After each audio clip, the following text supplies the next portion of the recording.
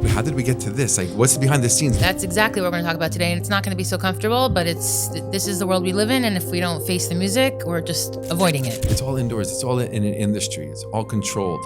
And because the end goal is money, everything needs to happen quick and as cheap as possible, which means they are pumping the animals up with all kinds of hormones to make them bigger than they've ever been in the history of the world. We are a beautiful tradition. We've been around for over 3,000 years. We have so many traditions, and tradition is so beautiful and so important.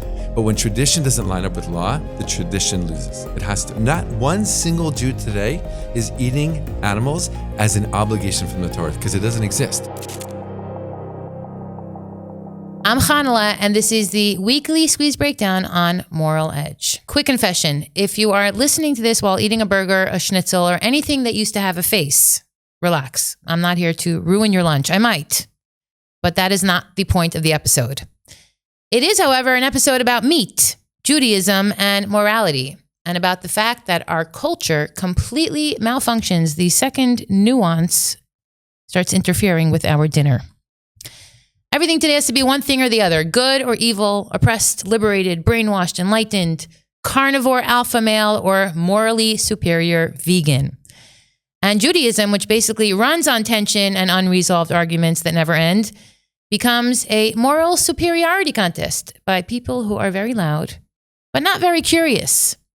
So we're slowing this down. This episode is not here to tell you to stop eating meat. It's not here to crown veganism as the answer to everything. And it's definitely not here to announce that Judaism is secretly vegan or secretly pro-steak. If you're looking for certainty, wrong place. What we're asking is a much more uncomfortable and much more Jewish question. What does it mean to eat meat as Jews in a world where we eat way more of it than any generation before us and barely think about it at all? Because this isn't really about food. It's about power, restraint, desire, numbness, and whether Judaism is meant to sharpen our conscience or just protect our habits. And sitting inside that question with me today is a rabbi who tends to make people squirm. Sometimes inspired squirming, sometimes defensive squirming, sometimes full meltdown. He's known online as the vegan rabbi. But before anyone panics, he's not here to confiscate your brisket or shame your bubby. What he's doing is far more annoying. He's taking Jewish sources seriously, and that turns out to be inconvenient. For most of us, meat isn't philosophical. It's Shabbos lunch, it's Friday night dinner, it's holidays, it's family. Judaism isn't practiced in theory, it's practiced in kitchens and in memories. So questioning meat can feel personal. But a lot of Jews quietly feel something else too, that something feels off. Meat used to be special, now it feels constant. Killing animals used to feel heavy, now it's invisible. Abundance quietly replaced reverence without anyone actually choosing that. This discomfort isn't betrayal. It might actually be Judaism doing what it's supposed to do. Judaism has always been suspicious of unchecked appetite. It doesn't hate pleasure, it just doesn't trust pleasure that goes unquestioned. From the very beginning of the Torah, meat is allowed, not commanded. Permission is an endorsement. Harav Kook said it plainly. Again, not a vegan influencer, a chief rabbi. And this is why the vegan rabbi unsettles people. He's not yelling. He's asking whether Jewish values like compassion, restraint, and awareness can survive inside a system that depends on us not thinking too hard. You don't have to become a vegan, but you do have to ask yourself whether tradition is shaping your conscience or just protecting your habits. That's the Moral Edge. If you want deeper conversations and longer breakdowns, head to moraledge.com. Akiva, welcome to the Weekly Squeeze Breakdown on Moral Edge. Thank you. Great to be here. Yes, it is great to see you again. And I am so glad to introduce you to our audience. So let's jump right to it, okay? Before we get into the heavy part, tell me, how did someone, a nice Jewish boy like you, end up being I think there's only one vegan rabbi on the planet. And what, bring us back to when you started eating meat, stopped eating meat, and then we'll get into today and the topic at hand. Sounds good. So there are other vegan rabbis out there, which is great. I guess I'm the only one with the title vegan rabbi that uses it on social media. But I grew up outside of New York City in a suburb. as I like to say, very classic, typical American suburban upbringing. Throw the Jewish in there lightly. A light Jewish connection to my life. I didn't grow up religious. I grew up with light Jewish education and practice. So I grew up with a very American diet, which meant lots of meat. For me, very few vegetables. Even though my family ate, a decent amount of vegetables, for some reason I was very not into vegetables. My son thinks he's allergic to fruits and vegetables. Yeah. I could assure you he's not. Right? Yeah. I mean, I literally didn't eat vegetables. I would maybe eat iceberg lettuce if it had lots of salad dressing on it. That was all I ate. Zero nutrients. Okay. I mean, really, lots of bread, lots of meat, lots of sugar, lots of junk. So that's how I grew up, and that was the world that I grew up in. Go to fast food, go out with friends, and eat these kinds of foods. In high school, I started getting more involved with and interested in activism, noticing, okay, not everything's hunky-dory in the world like, my suburban bubble was trying to make me believe. Started to see a few different problems out there in the world, but it wasn't until college where my eyes really opened up, left my suburban bubble, started to learn more about the world and see, we got serious problems. My first year in college, I went through a very, very powerful, meaningful, and also challenging transition. It was great. I had a lot of fun that first year in college. That's what college is for. Exactly. But it was also mind-opening. Was it a spiritual experience? It wasn't yet spiritual. That came in shortly after. But that first year was more like, this is the world that they didn't show you growing up. And specifically, the impact of our everyday actions on the world. That what we're doing, how we're living, what we're eating, how we're eating is impacting the world greatly. And lots of experiences, lots of conversations, lots of books read, lots of things learned. And by the end of the year, I said, okay, I'm done eating animals. I can't do it anymore. One of the things I realized that year was the behind the scenes of the animal agriculture industry and the pain and suffering that the animals are forced to experience day in and day out, just so we can have a certain taste on our plate for a few fleeting moments. And I said, I don't want any part of that anymore. I can't do it. I learned about the environmental impact, the disastrous environmental impact of an animal-based diet. And I said, no more. I went vegetarian. By the end of the year, I went vegetarian and became an environmental studies major. This was before it was trending on Netflix. This was before it was cool. This was 1993. Veganism wasn't cool. Yeah. Vegan wasn't even a thing in my mind yet. I'm like, vegetarian, that's a huge step from how I grew up. I'm going to go vegetarian, but I'll still eat all the dairy and the eggs and all that. But this is my first big step. Yeah. And it wasn't easy. And health food stores back then were super small, than the size of a closet and a few options, nothing like today. But just something inside just clicked. I couldn't go on anymore. Something clicked for me. I needed to make a change and I wanted to make a difference in the world. And it felt really right to start with how I eat. And what year did the Atkins diet come out? Was that about 10 years later? Something like that. Yeah. Okay. So I'm saying it wasn't Atkins. We weren't. No, it wasn't. Yeah, right. It wasn't any movement, any organization, anything. It was just really sometimes it's a counter reaction. Yeah. My eyes were opening. I would walk in the supermarket and see slabs of meat, on a styrofoam plate, wrapped in plastic with a price tag on it. I'm like, what's going on here? What did we do? How did we get to this? What's behind the scenes? Nobody even thinks about the animal and the life of the animal. That's what we're going to talk about today. Yeah. It's time to, right. That's exactly what we're going to talk about today. And it's not going to be so comfortable, but this is the world we live in. And if we don't face the music, we're just avoiding it. Okay. I want to add one thing. I have a twin sister and she actually went vegetarian and then vegan in high school. Mm-hmm. That was already a few years before You were making fun of her 5 years earlier. I was making fun of her just like everybody else. I didn't get it. I didn't want to get it. I thought it was crazy. So I was there. I know that. I understand that reaction. Right. And then that first year in college, everything. Right. I like to say that it went from my mind, I heard it from her, to my heart. And that's when the change came. Well, you're all heart. That's why we're so happy to have you and hear from you. You're not just a regular vegan, you're a vegan rabbi. And that's what brings all the heart and soul. Okay, so a lot of people say they love animals. I have a dog. I'm an animal lover. But I think we couldn't necessarily handle watching an animal being killed, okay? So let's talk about the human psyche for a minute. Let's go right to it. What does that disconnect tell us about how we've learned to look away from suffering? Because the animal industry is a machine, and it's not one that we see often. Right. So tell us about what we're not seeing, and what does it tell us about humans that we don't want to see it? Right.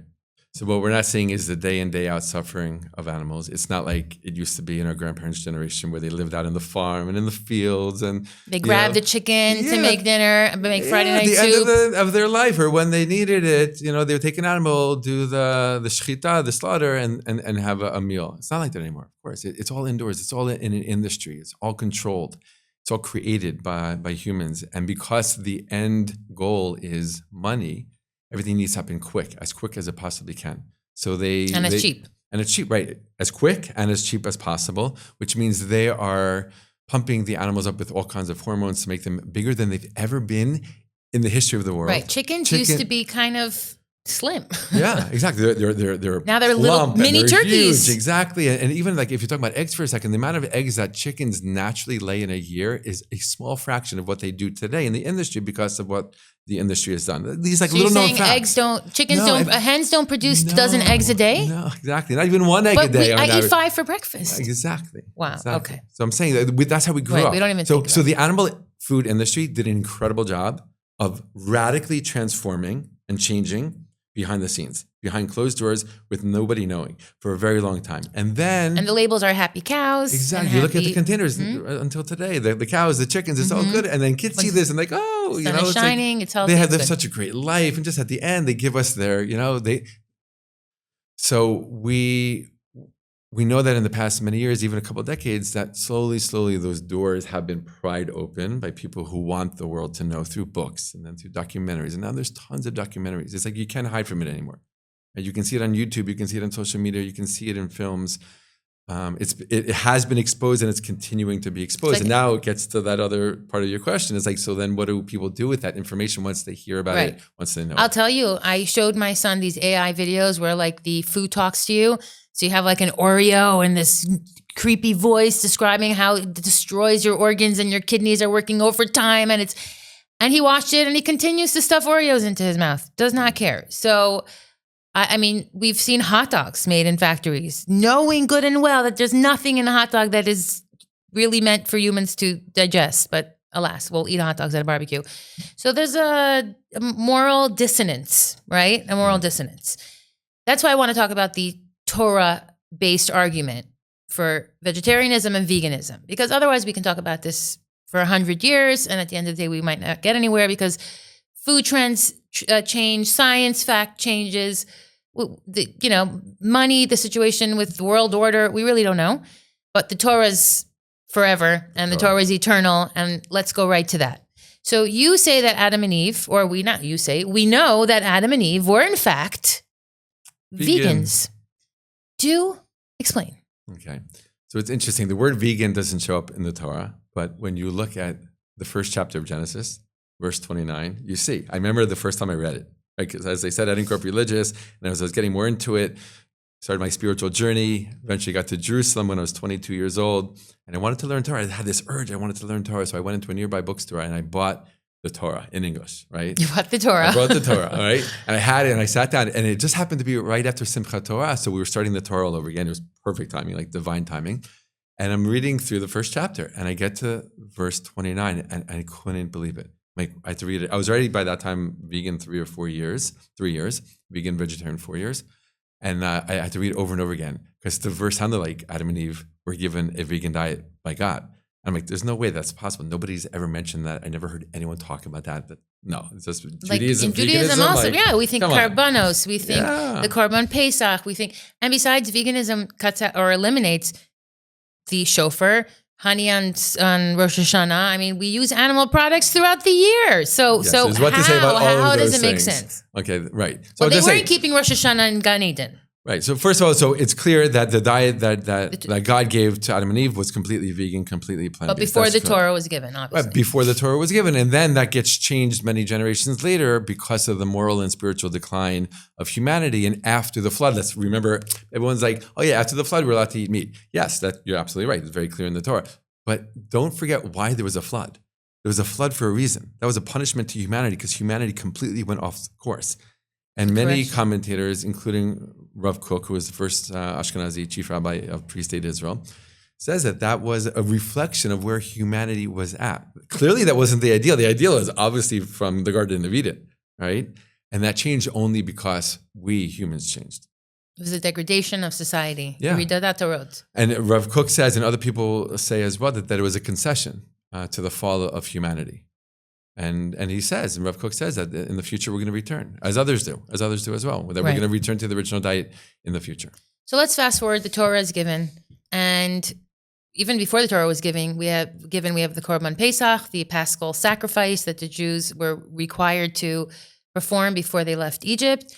And then the Torah is given and meat becomes, for 40 years in the desert, they had man, but the laws in the Torah are very clear about karbanos, about sacrificing, about giving it to the Kohan's family. It doesn't say anywhere we shouldn't eat meat. So when does it become a conversation? Is this only a conversation for modern times? When does that shift become that Jews begin eating meat in a more gluttonous way than in a more spiritual way that's intended for the service of God? It's an amazing question. Such an important question. So first I want to say this. It's so interesting. It's the Torah says it all. Like the Torah, the sources, our tradition. When I talk about this and teach about this, I say often, this isn't from me. These are not my own words. The Torah has already given us all the sources and all the support for a vegan diet today because of the way that the world has radically changed when it comes to animal welfare, the environment, and our own human health. Right. So to go to your question, it's interesting because during the 40 years of wandering in the desert, right, they ate the manna, right? And they were allowed to bring certain sacrifices to the Mishkan, the tabernacle that they were traveling with, but nothing else. They were not allowed to eat meat outside of that. And so then at some point we learn in the Torah that the Israelites are told, when you get to the land of Israel, you will be allowed to have meat that you didn't bring to the tabernacle, non-sacrificial meat. And what does it call it? What does the Torah call this meat? Basar ta'ava. The meat of lust. The meat of lust, right? And that term is used very often. And we know in Judaism, we are told, we are taught, we are encouraged, very loudly, very strongly to move away from our lusts. We're humans, we have desires, we have all these things. The Torah is a spiritual guide to overcome those things. To find balance, exactly. To put boundaries. Right? Exactly. And so though half the Torah seems to be talking about sacrifices, which it basically does because of the Mishkan, the tabernacle, and all the different kinds of sacrifices and the laws around that, we have to remember, it is so important to remember that outside the tabernacle and outside the temple that stood in Jerusalem 2 different times, there was never one moment, not one moment where it was a mitzvah, meaning an obligation to eat meat outside of the temple and the tabernacle. The only mitzvah, the only obligation that has to do with eating meat in the Torah is in the tabernacle, in the Mishkan, and in the temple. Okay, but what about fish Friday night? Okay. We call that mentioned. minhag. Well, where is it mentioned? In the songs that people wrote. It doesn't right? say anywhere in the Torah you have to gefilte fish? No, of course nowhere? not. Exactly, nowhere. Moroccan right? fish? No? Nothing. We are a beautiful tradition. We've been around for over 3,000 years. We have so many traditions, and tradition is so beautiful and so important. But when tradition doesn't line up with law, the tradition loses. It has to. I love the that. law has to. Soundbite. Right. It has to. Right. Tradition is beautiful, but if what we're doing as a tradition, isn't holding up to the way that the world has radically changed. And lowering our standards to keep our traditions. Yeah, sorry. So change your tradition. So I don't have a gefilte. What, am I not keeping Shabbos the way it should be kept because I don't eat fish? Okay, but what about honey on Rosh Hashanah? Okay, that too. It's a tradition. Also a minhag. Throw that out the window. What about the shofar? Hold on. Okay, I want to say something about honey. The land of milk and honey. Yes, but honey is date honey. Date honey. It's not bee honey at all. What do I use on Rosh Hashanah? Date honey. The real honey from the Torah. So what are bees' jobs if not to give us honey? To help all these beautiful, exactly. They have a beautiful and important role in this world. I just don't need to eat anything that comes with their honey, right? There's no obligation. By the way, sea lion is delicious. It's amazing. But let's just, even if I leave out honey from my Rosh Hashanah table, I didn't do anything wrong. It's a tradition. It's not an obligation. The shofar, blowing the shofar doesn't harm an animal. Exactly. That's like cutting a nail. Anything, and people ask me this a lot, and I get it. And I think it's a great question. I've answered it many, many times. I understand why people ask this question. What about mezuzah, tefillin, the Torah scroll, shofar? Right. I put on tefillin. The Torah says not to wear leather shoes on Yom Kippur and on fast days because we wear leather shoes because it's not allowed.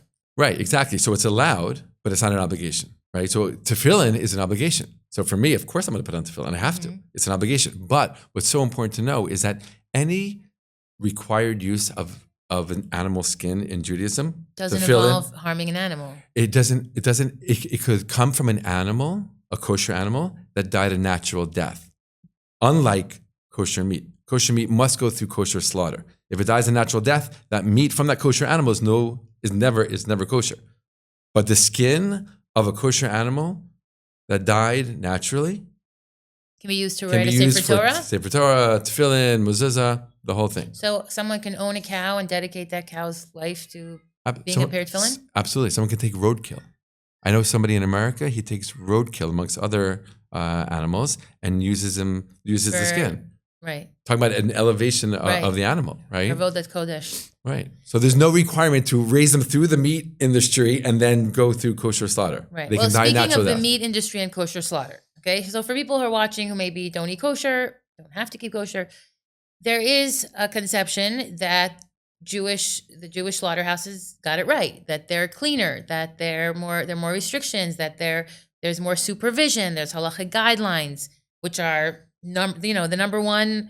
Every migrant and immigrant worker learns those halachic guidelines when they start working in these facilities. And we know what happened in the past when there was with Rabashkin's the Shecht house. We're not going to get into it, but there's a lot of scrutiny. So can we not argue that it's different when you're eating kosher? Not at all. Well, do tell. So it's unfortunate. I wish we can say yes. What have you seen? What have you seen? What I've seen, when what I know. I go into the meat stores here in Beit Shemesh, by the way, which are so expensive. I'm talking about 200 shekel a kilo for pargiyot, which, by the way, is just chicken, and steak up to 400 shekel. I've bought cows worth of meat for the IDF. Wow. So, and when you walk into the meat stores, everything looks delicious and inviting and red and juicy and fresh and Shabbostic and indulgent and yummy and kosher and buy me. What's happening behind the scenes? Right. Well, if, like you said before, there was a holographic picture of the cow that was raised for that meat and what that cow went through, probably wouldn't be so appetizing. And probably most people would walk away in horror. Because unfortunately, in modern day times, the world has radically changed, including the Jewish world. We would like to say that, our standards are higher. On paper, absolutely. In reality, unfortunately not. We know that both in terms of animal welfare, as we say in Hebrew, ala panim, right? It's horrible. Right? Here in Israel and abroad? Yeah, everywhere. The animals are suffering as much in the kosher industry as in the non-kosher industry. Hands down, proven, video, footage, evidence. And you're saying physical suffering, not just emotional suffering, which some people might disregard. Both physical and mother. Let's take the dairy industry for instance. Right, probably one of the most horrific examples of emotional suffering is in the dairy industry when the cow, or where the cow, from the calf. First of all, is forcibly impregnated, right? Gets pregnant, has the baby. The calf is taken away immediately, causing incredible distress to the cow. And then her milk is taken for the next whoever knows how many months until she's impregnated again forcibly. Plus loaded with antibiotics. Exactly, everything. That cycle goes over and over again until she no longer produces enough milk for the industry and she's sent to slaughter and becomes meat. Right? That's how the dairy industry is actually the meat industry, just disguised. Mm-hmm. Right?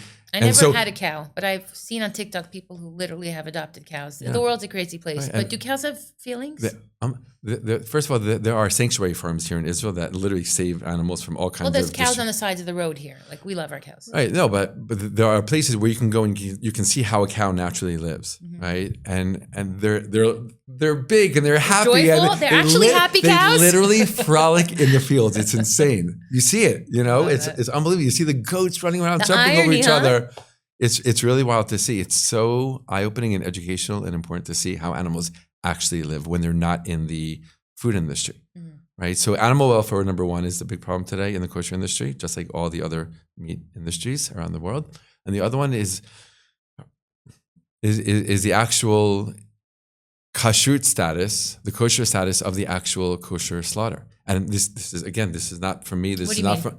I've heard from multiple people that there are serious problems with the slaughter, with the actual slaughter inside of these slaughterhouses. Just even from forget animals for a second, forget the environmental, forget the health impact. But are you suggesting there's a kashrus issue? Yes. And I'm not the one who's saying it. I'm repeating what I've heard from other people, including big rabbis here in Israel. So why are we continuing I have no idea. Literally, I have no idea. So 1 second. Are you suggesting that we've gotten to a point that eating any meat, because of the way it's being shechted, no matter where, in which slaughterhouse, in which kosher slaughterhouse, is causing harm to animals, de facto?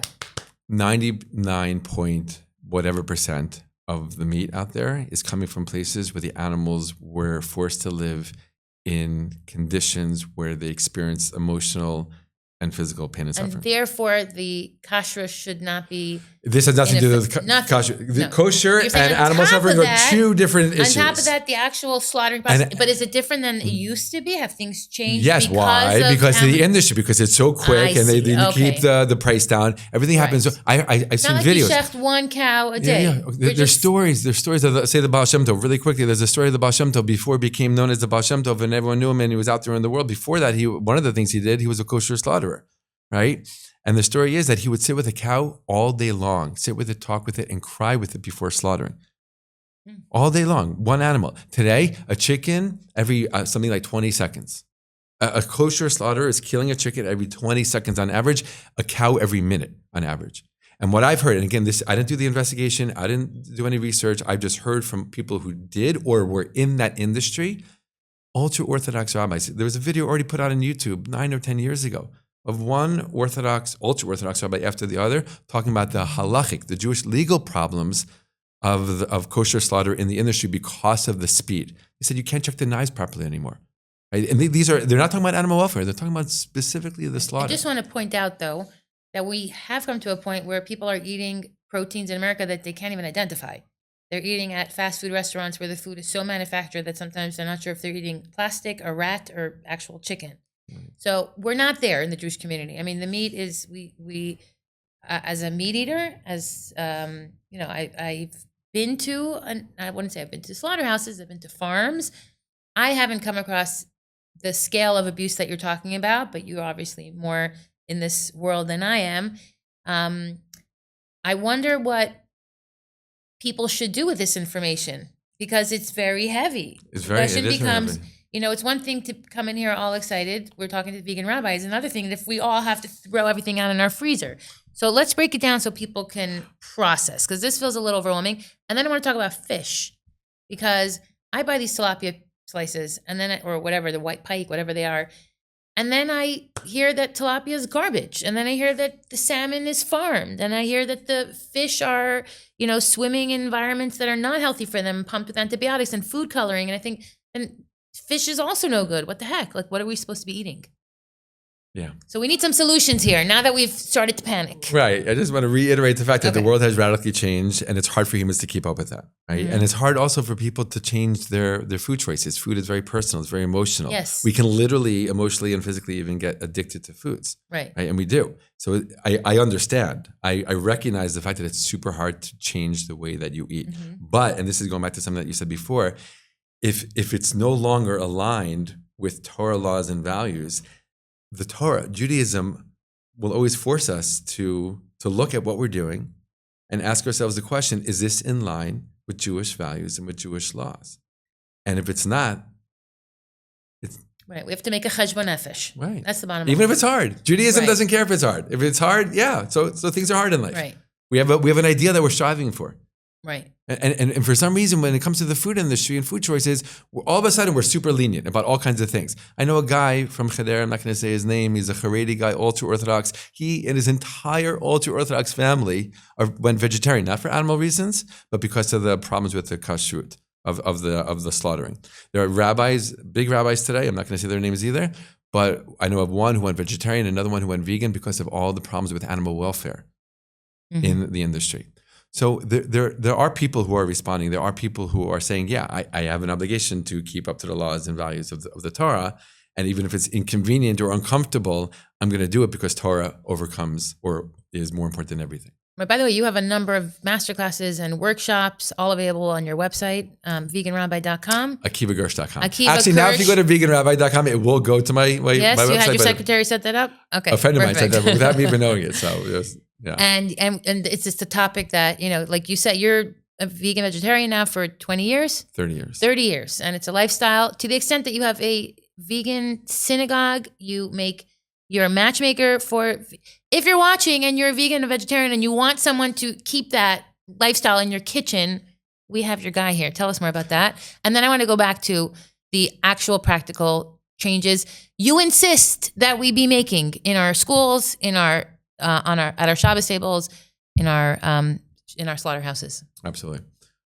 So what grew out of the Vegan Rabbi, which I started about 5 years ago by this time, One is matchmaking. Singles from my network who follow me online, they reach out to me and they're asking me for help with their dating and finding someone. It's not something I did in the past. My background is education, but as more and more people ask me about it, I realized, okay, someone has to do something about this.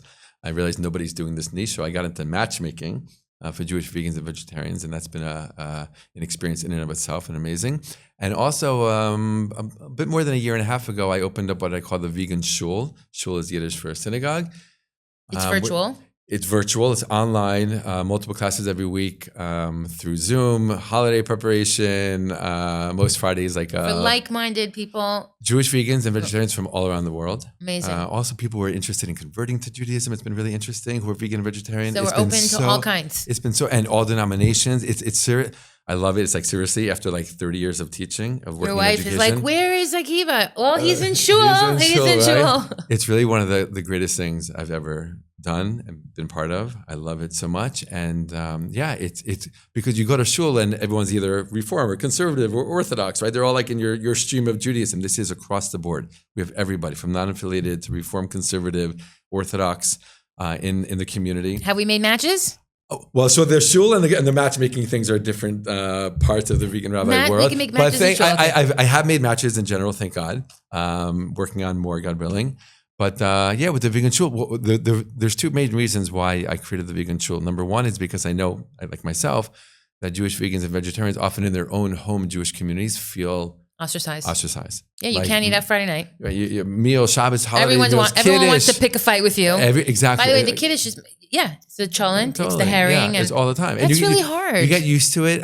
I've gotten used to it. I don't really care. I don't like make a big deal out of it, but literally almost every Shabbat morning, somebody says something, asks something of me, and veganism comes into the conversation, which is great. It's a great educational tool. Do you have any, by the way, vegan recipes on your website? I don't have recipes, but I can easily link. Do you have like a mean vegan cholent? I used to make a mean vegan cholent. Yeah? Okay. I still could. Maybe we'll give the recipe to our subscribers. It's great. But the second reason why I opened up the vegan shul was also a post October 7th. Right? Jewish. What's the connection?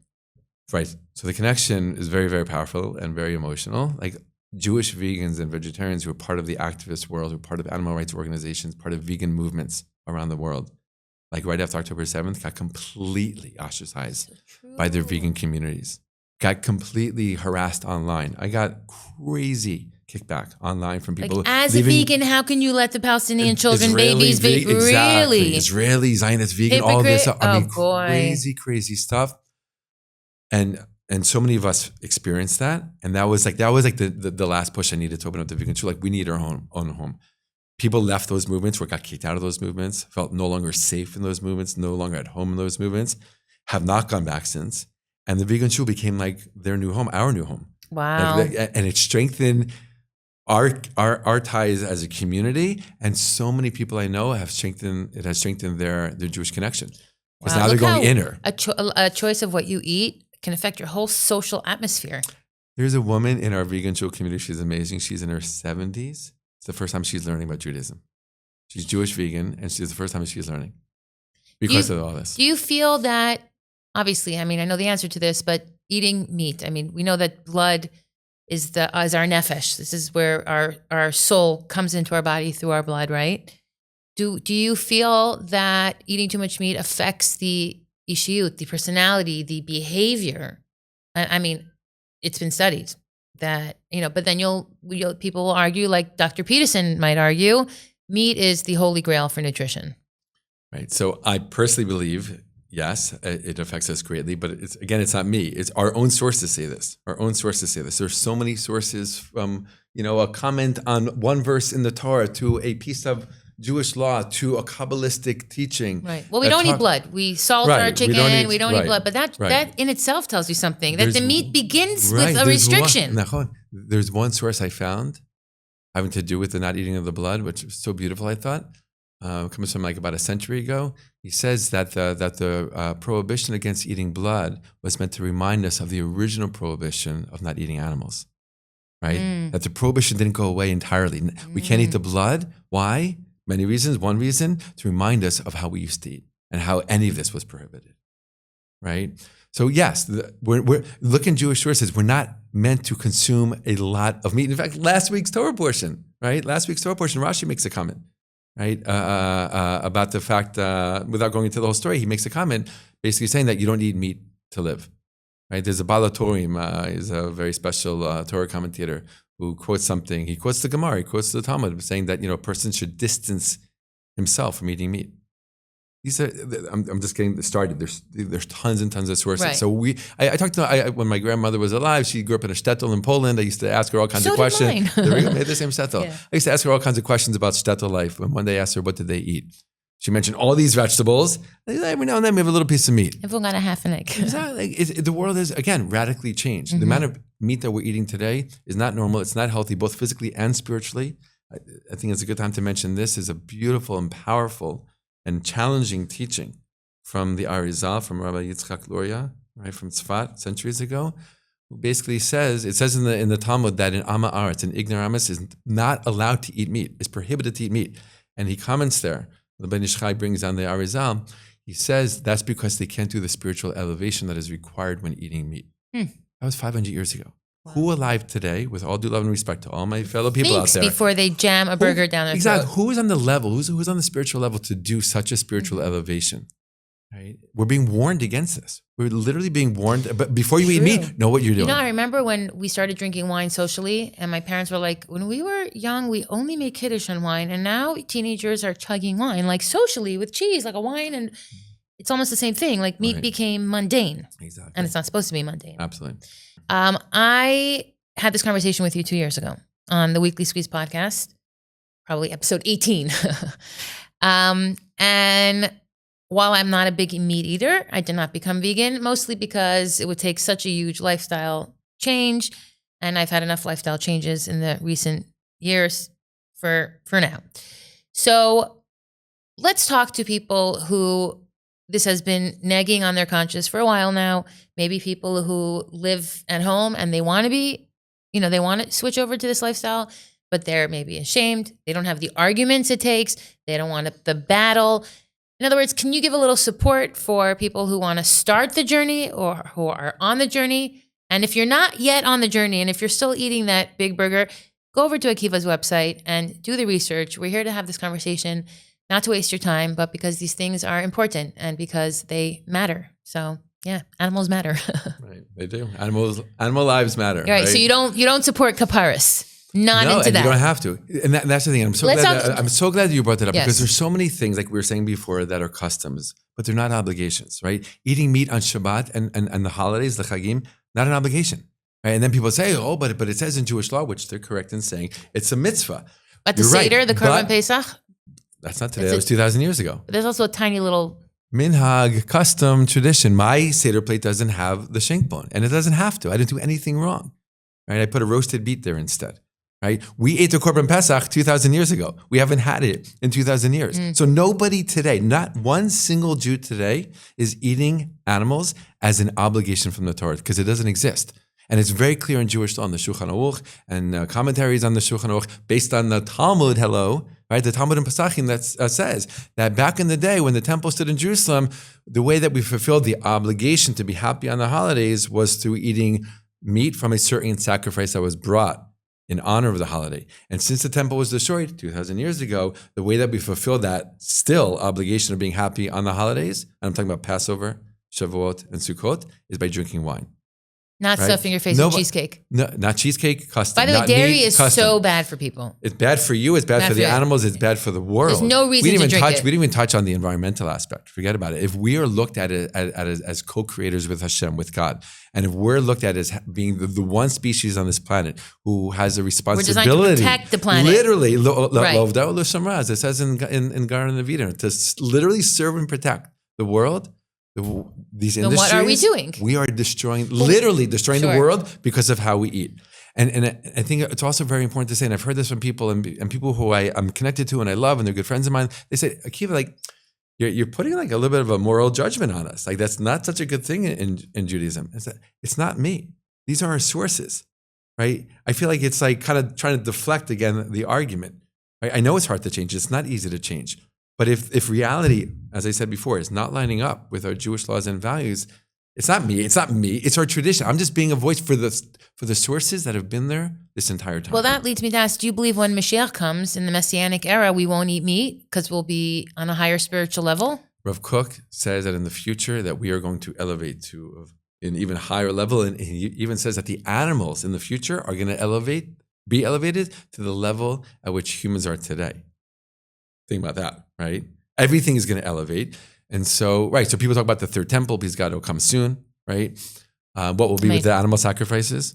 Who knows? Nobody can say for sure, right? So we know that there's a whole system in the Torah. The big question is, will that system go back into place in the third temple? We don't know. Nobody can say for sure. So my best answer is, let's see what happens. So Time is will it tell. in the Messianic spirit, the spirit of, I would say, even Tikkun Olam, to start thinking hard about this and making significant changes? In other words, yes. If you're making a bar mitzvah, maybe don't order 45 trays of pastrami, which used to be meat, by the way. Maybe focus on, I mean, you have wonderful ideas, but there's no shortage of what we can do with vegetarian ingredients today. Absolutely. I mean, nobody has to know. There's Right. practically food, just like Exactly. There's almost no excuse. I gave a friend of mine who eats meat a vegan burger with all the toppings, All the lettuce, drippings. tomatoes, the same thing. Kind of, he would buy it somewhere, and I gave it to him, and I watched him as he ate it, and he took his first bite, and he did one of those smiles, like, "Oh no!" And no cholesterol. Right? He's like, "Oh no, it tastes good." Right. He loved it. Right. It's like, so if you can get the same or similar taste, okay, maybe it's not the same exact taste. Big deal. Right? If I can get even a similar taste without all the pain and suffering and destruction to the environment, why would I not do it? Well, it will take more effort. It's easier to throw a piece of chicken into the pan 100%. than, mix it's one of those tofu and things that stir you fry. get used to. When I You get became used religious, to. you know how hard it was? I had to start putting on tefillin every single That's a day, good keeping point. Shabbos, and I'm a musician. Well, anything hard takes work. Exactly. I couldn't play music for an entire day every single week. That wasn't easy for me. My first many months of keeping Shabbat, I wanted to grab my guitar, grab my drum, and play some music, but I couldn't, and I didn't because that was the law. But it's worth it. It's worth it. Right. Okay, so it's hard. It's a little hard. Big deal. By the way, I don't know how old you are, but you look great. Your skin is great. You're slim. Your eyes are clear. I mean, you're graying, but we live in Israel. There's a lot of pressure here. Exactly. Your teeth look nice and healthy. So I wouldn't say that you're lacking anything after all these years of eating this way. If anything, you're probably more nutritionally sound, for sure mentally sound than many of us. So that I could tell you from knowing you. I see you're still so passionate about this. Does it disturb you how little progress we've made? Because I feel like on this subject, we literally we never talk about it. We never talk about it. First of all, because the people who own the meat production, the kosher meat productions, and the kashrus agencies who are making a ton of money off of them, I mean, this would be the end of it all for them if it was exposed and people boycotted the slaughterhouses and stopped buying them. The literally insane amount. I mean, think about the amount of meat that goes on these Pesach programs. I remember going on a Pesach program and they were bringing out duck. And if you touch the duck, if it hits the table and nobody eats it, it goes into the garbage. The amount of food that's thrown forget about the charity aspect of it. Right. Which is against Bal Tashchit, right? Another obligation from the Torah of not wasting resources, right? But yeah, it's both inspiring and difficult at the same time because I feel like the vegan world and the vegan movement is growing, both in the world in general and in the Jewish world. It is growing. And at the same time, it feels like the meat consumption is also growing tremendously, right? Because if it goes unchecked, people just... Right. Every little reason for a celebration or get-together or gathering includes meat. I just had so you asked me my age, so I just turned 50, right? Just turned 50, Baruch Hashem. Thank you. Did you say 15? No. Right? And I just turned 18, yeah. Right? So I had a whole birthday gathering, and it was all vegan food, of course. And one of my friends came up to me. None of my friends are vegan, right? And he said to me, Akiva, I so appreciate that everything is vegan here. He said himself, he's a meat eater. He said, there's an absurd amount of meat in our world. Every little gathering has so much meat. I so appreciate that there's no meat here and that we can eat different kind of food. I keep telling the soldiers, there's nothing wrong with pizza and sushi. You could still go swimming and everyone has a good time. Why does it have to be about... Yeah. After October 7th, I was looking for my way of helping out, right? I didn't go to the army. I made Aliyah when I was 28, so I missed that. And I found within the first couple of days after October 7th, I saw other people raising money to buy food for the soldiers. I'm like, wait a minute, there's all these vegan soldiers. Israeli army, the IDF is the most vegan army in the world per capita, right? Because we are the most vegan country in the world per capita. 5% of Israelis are vegan. Okay, so how do we accommodate our vegan soldiers? So what I did, I started raising money. People give tons of money. For beef jerky, they raised a lot of money. I raised, just me. I mean, it's not... Other people raised way more, but I raised like $40,000 in total, Kavod. and that all went into vegan food, to vegan, vegetarian soldiers, and also non-vegan soldiers who loved the food. They had amazing meals. They were so. I went out to this one military outpost in the middle of the Shomron in Samaria. Nobody thought about these guys. Nobody. And so I got, somebody told me about them. I got to hook them up, right? I did a fundraiser, got the money, bought the food from this like vegan place. I shipped it. I went out to them with my car. They were blown away. It was like well over a year into the war. Nobody brought them anything. And I gave them a whole vegan meal. They were like blown away. They were so happy. They don't care if it's vegan or not vegan. They just appreciate the love and good food. Well, the And way vegan to an food is good IDF food. soldier's heart is through their stomach. Exactly. Yes, we know that. Akiva, this has been such an amazing conversation. I know we could explore this for hours on end. I want to encourage people to go to Akiva's website, to check out his masterclasses, and get informed and learn, because if you don't, then you're just putting your head in the sand, and then you're an ostrich, and not kosher ostrich, but still an ostrich. Which, by the way, are they abused? Not really. Nobody eats ostrich. Well, any animal that's in a food industry today, unfortunately, right? We're talking about industry. Is being exploited. Is being exploited in some way. And it is The truth is, the experiencing designers are probably using those feathers. Yeah, the clothing industry is a whole nother conversation. Right. That's a whole nother. Oh, we're talking about the Birkin bags and the crocodile skin and that kind of stuff. There's food, there's clothing, if you're cosmetics. pining over a Birkin crocodile bag, there's an no animal- need for it. There's No no need. need for it. No need. yes, especially if you live in Israel. So that's it for today. This is where we're going to leave it. Thank you for being here. We're leaving you not with all the answers, but with some questions, and that's okay. That means you'll have to come back for more next time. If you want more conversations like this, deep dives, longer cuts, feel free to join us at moraledge.com. This is Chanel on the Weekly Squeeze Breakdown on Moral Edge. Akiva, thank you for being here. Thank you so much.